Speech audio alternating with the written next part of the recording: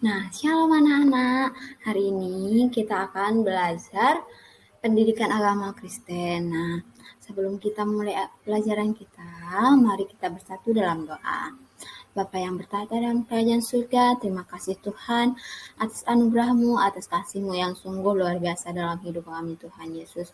Ya Bapa yang di surga, sebentar lagi Tuhan kami akan belajar tentang hidup berpengharapan Tuhan. Mari Tuhan, biarlah kiranya Engkau pimpin Tuhan, mampukan kami untuk mempelajari yang diajarkan sehingga kami dapat melaksanakannya dalam kehidupan kami sehari-hari juga Tuhan Yesus. Terima kasih Tuhan, biarlah tuntunan Tuhan selalu memimpin kami. Di dalam nama Tuhan Yesus kami berdoa dan mengucap syukur. Amin. Nah, anak-anak, hari ini pelajaran kita adalah hidup berpengharapan.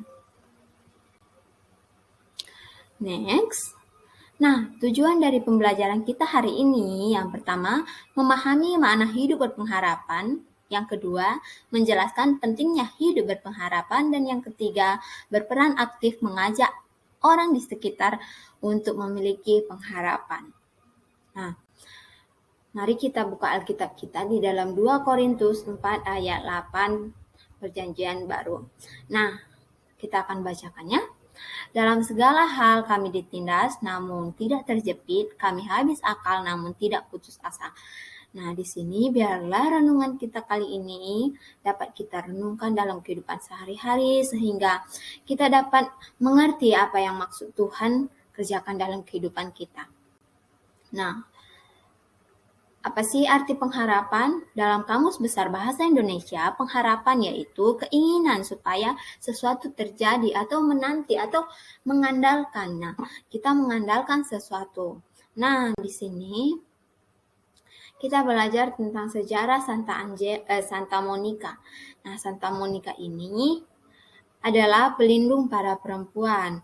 Santa Monica adalah seorang ibu yang mempunyai anak dan suami. Suaminya bernama Patricius dan anaknya bernama Agustinus. Patricius dan Agustinus sangat-sangat fanatik. Dia selalu berfoya-foya dan menghabiskan waktu luangnya dengan bersenang-senang yang di luar Tuhan. Nah, tapi Santa Monica adalah seorang ibu yang selalu berharap kepada Tuhan, selalu berdoa kepada Tuhan, selalu taat kepada Tuhan, bahkan berpuluh-puluh tahun. Akhirnya Patricius suaminya mau dibaptis dan bersyukur puji Tuhan dia mau mengikut Tuhan, tapi itu tidak lama. Dia hanya setahun hidup di dunia ini, akhirnya dia meninggal. Tetapi anaknya Agustinus tidak demikian, dia masih dalam kehidupan yang lamanya.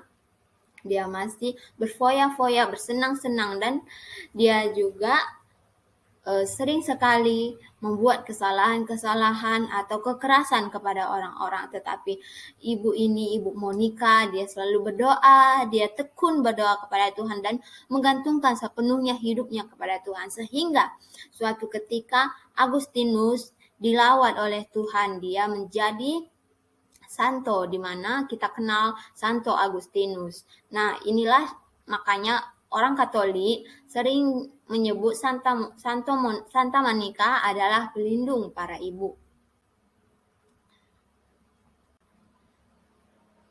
Nah, berharap kepada kedatangan Mesias. Nah, Mesias dalam bahasa Ibrani berarti Masiah. Artinya yang diurapi. Di dalam bahasa Yunani, kata Mesias diterjemahkan kata Kristos. Dan dari situlah kita kenal dengan sebutan Kristus yang menjadi salah satu gelar Yesus. Sebutan Mesias berakar dari pengertian Yahudi mengenai seorang tokoh masa depan yang akan datang sebagai wakil Allah untuk membawa keselamatan bagi umat Yahudi. Ini juga dinobatkan oleh Nabi Yesaya dan Nabi Mika pada saat bangsa Israel berada dalam tawanan dan dibuang ke Babel. Nah, ketika bangsa Israel dalam tawanan, Umat Israel terbagi menjadi dua kelompok. Yang pertama itu mereka yang sudah kehilangan harapan dan kepercayaannya terhadap janji Allah.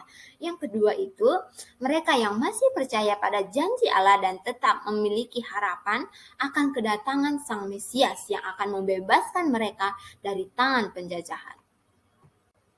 Nah, mari kita lihat lagi tokoh Simeon. Simeon adalah orang yang benar dan saleh. Dia menantikan penghiburan dari Tuhan. Ini kita bisa lihat di dalam Lukas 2 ayat 25. Ia setia beribadah kepada Tuhan, berdoa, menyembah, melayani di bait Allah.